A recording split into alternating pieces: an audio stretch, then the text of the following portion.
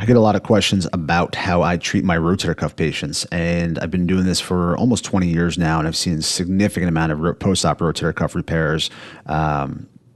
Back when they started doing open, now obviously arthroscopic. Now we've added some bicep tenodesis, subacromial decompression. So I try and make this as simple as possible, and I think you should too. This is sort of a rule that I take or I use with all of my postoperative patients, and I'll try and group it up 6-week groups, right? So we're going 0 to 6 weeks, 6 to 12 weeks, and then north of 12 weeks, so 12 plus weeks.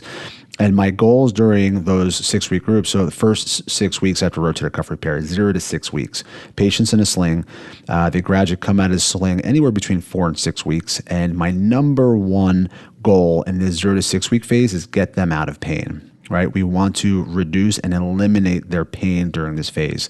They're clearly going to be sore. They had rotator cuff surgery. Anchors were drilled into the bones. So it's going to be sore from surgery, and they need to gradually heal, and we're going to try and promote that. So early on, they might be doing some light hand and wrist exercises, elbow exercises. We're trying to promote proper sleeping positions and sleeping postures. They might be taking anti-inflammatory medication, depending on the doctor, and ice or some other modality to minimize their inflammation. So there's a lot of different ice machines out that people leave the hospital with. So 0 to 6 weeks, let's eliminate pain, and we're trying to gradually improve their passive range of motion and pain-free range of motion. From 6 to 12 weeks, we're trying to gradually progress them from passive motion to active assisted motion to full active motion. So you have 6 weeks there, so 6 to 12 weeks to get them to full, clean, active range of motion. So for me, they're able to reach up, straight up overhead, full motion overhead, reach behind their back, and then externally rotate their arm as well. So reach up over the top of their head and touch their opposite shoulder blade. And by 12 weeks, if you can do that and they have full, active, pain-free range of motion, they're in a very, very good spot.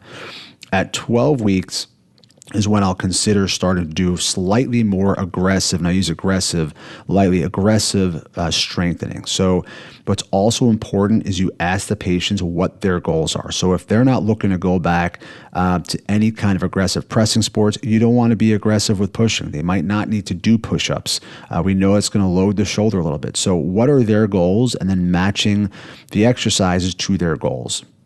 So by 12 weeks, they're starting some simple pressing exercises, and then usually around like 14 weeks, I'll start doing some overhead in a landmine position, maybe holding like a ball with 2 arms and going up overhead, and gradually returning to their activities. Anywhere between 5 and 6 months, they're starting to do their sport, and then full return somewhere around 9 months. So again, I don't think it has to be hard. Rule of 6 is if you go first 6 weeks, take them out of pain, gradually work on some passive motion.